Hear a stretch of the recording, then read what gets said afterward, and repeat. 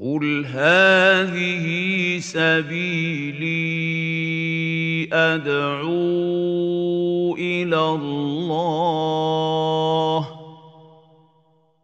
على بصيرة أنا ومن اتبعني وسبحان الله وما أنا من المشركين.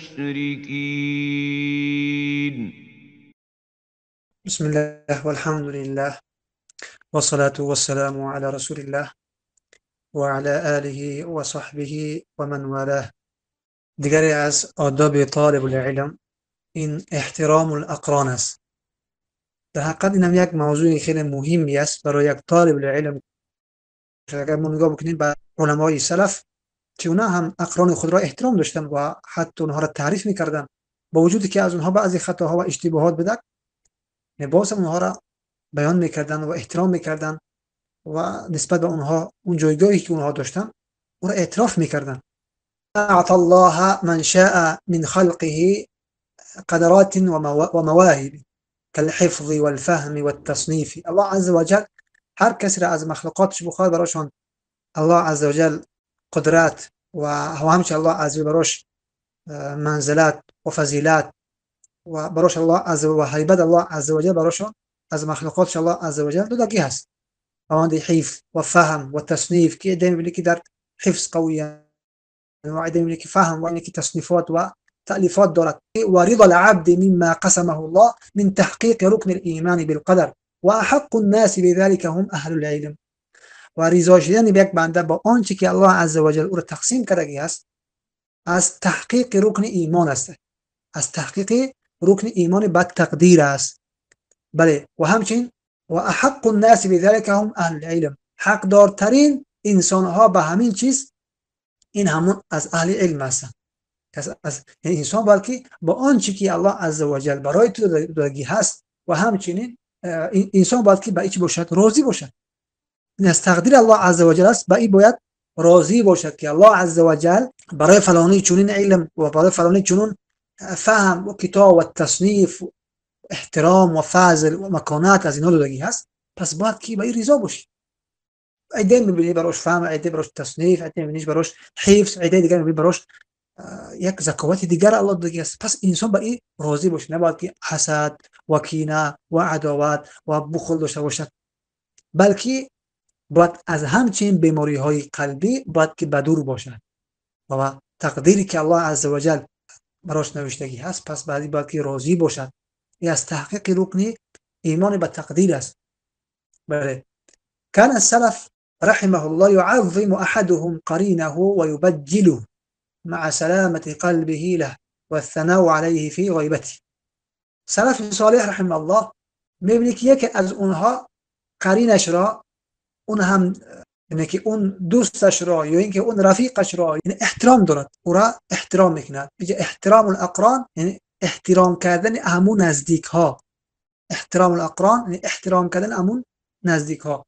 بله، كان السلف يعظم احدهم قرینه و یبجله. میبینی که سلف صالح رحمه الله یکی از همون قرینش را، دوستش را احترام به او قائل بدن، مع سلامت قلبه له و الثناء علیه فی غیبته، با همراه سلامتی قلبش برای همین شخص و همچنین ثنا کردن و تعریف کردن برای همین شخص در غیبتش. به طور مثال مثلا نیست از پشت او را چیکار میکند، او را احترام میکند و در حقش مثلا که فضیلت قائل است، در غیبتش مثلا که در حق او همچنین قلبش نسبت به او شخص سالم است. برخلاف این موضوعی میبینی که در حق هم درس، در حق اون هم رفیق غیبت یا که تهمت، یا میبینی که در حقش اینه که حالا غیبت روزی باز چی شدگی است، از ما درفتگی است، بلکه باید تهمت باید حتما باشد، همراه غیبت باید حتما تهمت باید که باشد. امریکی موزه این طرفدگی است.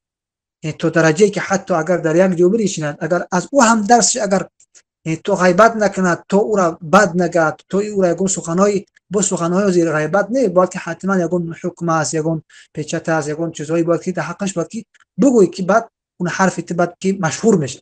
سبحان الله، سلف صالح رحمه الله اینطور نبودن، بلکه میبینی که هم درس یا که هم رفیق خود را اعتراف داشتن، به خاطر چی؟ به خاطر اونها قلبشان را سالم نگه می داشتن تا اینکه مبادا این قلب به او یک مشکلی بیاید. سخن نمیگفتند در حق یک نفر مگر به خاطر الله عز وجل و زبانش را باز نمی‌داشتند مگر به خاطر الله عز وجل. فابن كثير وابن القيم رحمه الله كلاهما قرينان في العلم.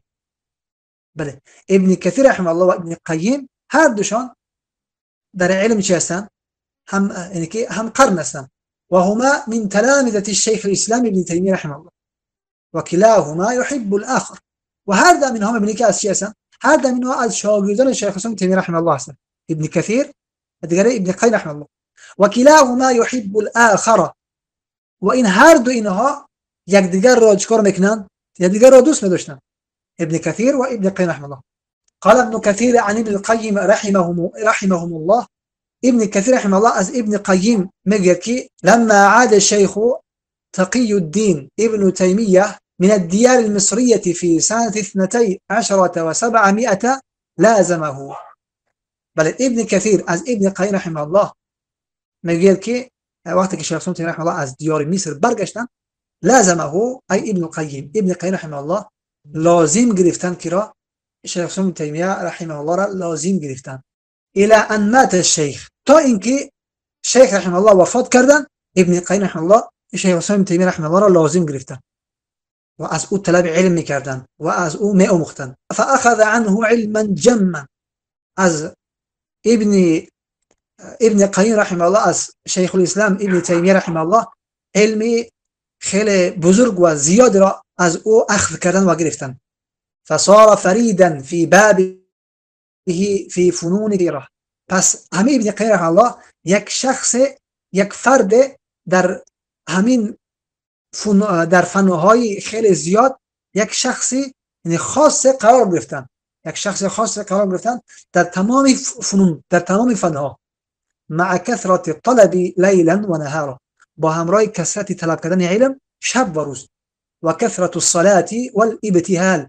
و همچنین کثرت نماز و عبادت. و کان حسن القراءة والخلق. ببین الله عز وجل چه کسانی را براشون علمی واقعی و حقیقی نصیب بکند که او علم فهم صحیح درست از دین الله عز وجل است. او کسانی هستند که صاحب همچنین صفات هستند.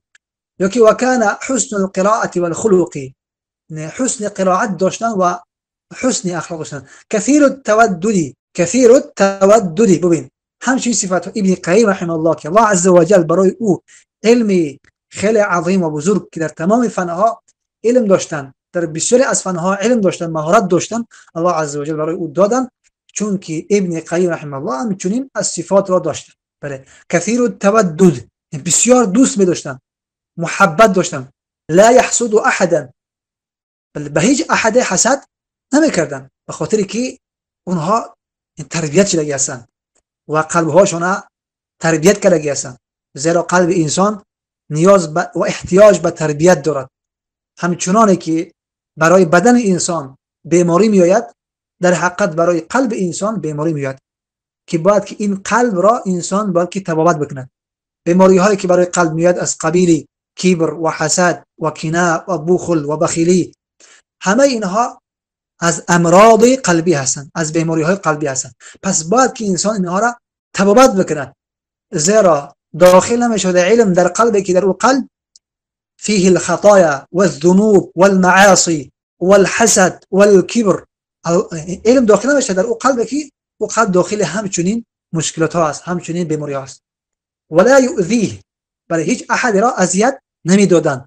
پس ببین که یک طالب العلم وقتی که درس میخونی باید همچنین صفات را داشته باشی، کسی را اذیت نکنی، کسی را ناراحت نکنی. کسی از تو ناراحت میشود از او بخشش بپرسی. یک طالب العلم مؤدب که در تو اخلاق دیده بشود، در عملت، در زبان فقط نه بلکه در عملت باید که این چیزا باید که پیدا بکنی. ولا یستعیبه، هیچ احد را عیب نمیگرفتن یا اینکه عیوب دیگر را اتباع و پیروی نمیکردن، دنبال نمیکردن، عیب شکافی نمیکردن که فلانی چو کرده است، فلانی چی است، کو استاد چیش گفته است، فلان دیگر است، انا مرا ایتر گفته، مرا این خلی گفته. دنبال اینکه عیب یک کس بکوبد و چه گناه دارد، چه عیب دارد، این دنبال عورات دیگران نمیگشتن، بلکه کسی بود که با خودش مصروف بوده. انسان باید همین طور باشد، نه؟ انسان باید که مصروف به خودش باشد. مگر آیا گناه و معصیتی که ما خودمون مرتکب میشیم مگر کم است؟ میگه مؤمن کسی هست که در خودش یعنی عیب را به مانند یک کوه میبیند. بله، و اما در یک برادر و در یک دوستش به مانند یک چی میبیند؟ به مانند یک یعنی خس، یک چیزی ناچیز به او اهمیت نمیدید، خطایی که از یک دوستش و از یک رفیقش صورت بگیرد، اما گناه را در خودش به مانند یک کوه میبیند. برعکس منافق و صفات منافق این است که در خودش گناه را کم میبیند و در دیگران همیشه زیاد میبیند. از این خاطر میبینید که همیشه دیگران را عیب میگه و خودش را فراموش کرده است، در حالی که خودش همچین مشکلات دارد. بله، ولا يحقد على احد، حقد بدبینی به هیچ احد نداشت، البته به هیچ احد از مسلمان ها. این طبیعی است که ابن قیم رحمه الله کتابی داره علیه کفار و مشرکین و بر اونها از ایمان هست، اونها حقد و کینه نداشته باشید، بلکه بر مسلمان ها. و كنت من اصحاب الناس له و احب الناس الیه، من از شخصان، از همون دوستا و رفیقای از مردم ها دیدم، من به او بدم چی بدم؟ به او همراه بدم و از و همچنین و از محبوب ترین مردم به سوی اون میگه من بدم، که میگه ابن کثیر رحمه الله از ابن قیم. قال الذهبي رحمه الله، ببین این ذهبی و ابن کثیر، ذهبی، ابن قیم رحمه الله و ابن کثیر رحمه الله، و اینها از کی هستند؟ از تلامید و از شاگردای ابن تیمیه رحمه الله هستند، که همچنین علمایی که علمشون به مانند یک کوه برین بگیم شیخ ابن تیمیه رحمه الله تربیت کردن. قال الذهبي عن عبد الله ابن محمد المقدسي رحمهم الله وهما أقران هو ممن أحبه في الله. ذهبي رحمه الله از عبد الله ابن محمد المقدسي رحمهم الله نقل میکرد که وهما أقران یعنی همین ابن کثیر و ابن قیم از همون دوستان و هم قرنها و هم دوستای بدن که هو ممن احبه فی الله، یعنی او از کسانی بودن که دیگر دوست می‌داشتن به خاطر الله عز وجل. وليسهم الانتفاع بالاقران من رجحان العقل. سبحان الله، از یک دیگر، از همون هم درس و هم رفیق و هم اصل از اهل علمی که هست و طالب علمی که هست، از او نفع گرفتن از چی است؟ من رجحان العقل، از رشد کردن عقل است، از رشد کردنی عقل است که انسان باید که از اون هم درس و از هم رفیقی که با هم میخوان از اون باید که استفاده بکنه، بله از اون نفع بگیرد، به خاطر اینکه فهمها متفاوته. از یک درس برداشت ها یک نفر دیگر میکنه، شاید برداشت یک فایده خیلی عظیم و بزرگ میگیرد که نفر دیگر شاید گرفته نتونه، و همچنین نفر دیگر میبینه که باز هم درس یک نفع و فایده میگیره از درس و که شاید که تو را گرفتگی نباشی. از این خاطر وقتی که با دیگر تبادل و مکالمه میکنین، رد و بدل میکنین اقوال و علم را، ببینید که چقدر عقل رشد میکند و ترقی میکند و انسان بعد دیگر در برداشت های از همون نصوص و کتاب میبینی که برداشت های درست میکند. اگر در جایی میبینی که غلط کردگی است، وقتی که میفهمد این اشتباه است و رفیقش چگونه از این برداشت کردگی است، هم درسش رشد میکند و عقل انسان رشد میکند و ترقی میکند و میفهمد که بله چگونه انسان اینه که استدلال بکنه و چگونه باید که و به چه طریق باید که بفهمد. از این خاطر همیشه علما توصیه میدن که از دیگرتون استفاده بکنید، بلکه با دیگرتون مکالمه حتما داشته باشید، درست رو با دیگر مکالمه داشته باشید. و هو من اسباب النبوغ، از اسباب نابغه شدن و از اسباب زرنگ شدن و از اسباب قوی شدن است. قال شمس الدين السخاوي رحمه الله المرء لا ينبل حتى يأخذ عمن فوقه ومثله ودونه. سبحان الله، ما نمیخواهیم که یک کس از ما بالا باشد، هر وقتی که از یک کس بالا نباشد پس بدون که در همون درجه میستی، فقط دیگران از تو استفاده میکنن و ما از تو بالا نمیشه یا که به اندازه تو میشه. از این خاطر انسان باید تلاش کنه کسی بالاتر از او هست او را باید نگاه بکنه، بالاتر از او که همین خوبتر میفهمد، خوبتر درک میکند و قوی است فهمش، پس دیگر باید که چی بشود؟ از او استفاده بکنه تا اینکه عقلش رشد بکنه، ترقی بکنه. یکی از اسبابی نابغه شدن و ملکه انسان قوی شدن همین است. بله، المرء لا ينبل حتى يأخذ عمن فوق الشخص، یعنی که با همون نبوغ و با همون زیرکی یا که با همون درجه بالا نمیرسد تا اینکه بگیرد از کسی که بالاتر از او باشد. قدر ان شاء الله اتفاق میکنیم. سبحانك اللهم وبحمدك اشهد ان لا اله الا انت استغفرك واتوب اليك.